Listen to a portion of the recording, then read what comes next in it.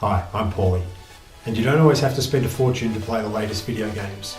A refurbished computer costs significantly less, plus you can feel good knowing you've done your part keeping rubbish out of landfill.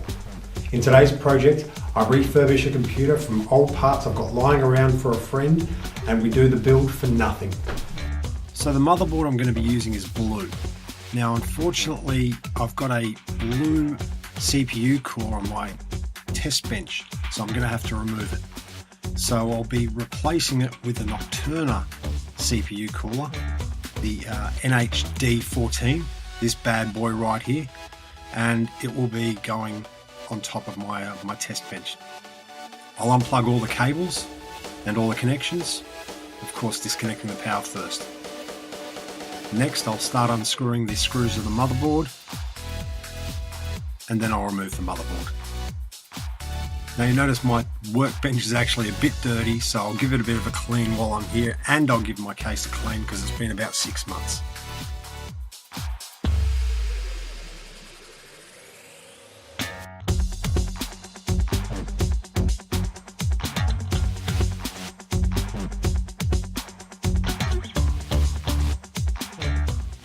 Next I've got a screw that I've got to remove from the motherboard.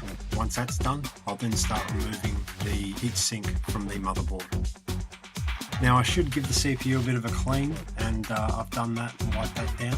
Now putting the CPU coolers right next to each other here, you can see the size difference of the Cooler Master compared to the Noctua heatsink, and the cooling capacity and performance it requires.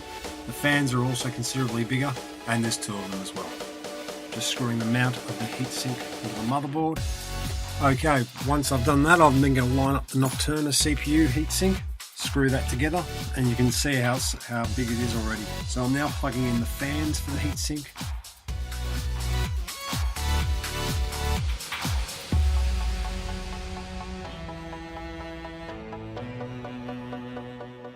And now I've put the motherboard back in the case, and I'm plugging in all the connections and about to start screwing it back in. Once it's all screwed in, I'm then going to plug in all the cables.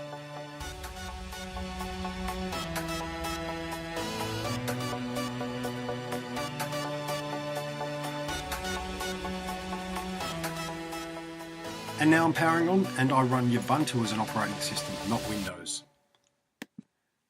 Now in the next video, I replace the heatsink and CPU cooler on the motherboard we'll be using for the system with the one I've just taken off from my test bench. So it sounds confusing, but it's all for a blue LED effect on the CPU cooler. Watch the next episode and you can see what we do with the CPU changeover and as we get closer to assembly in the final build.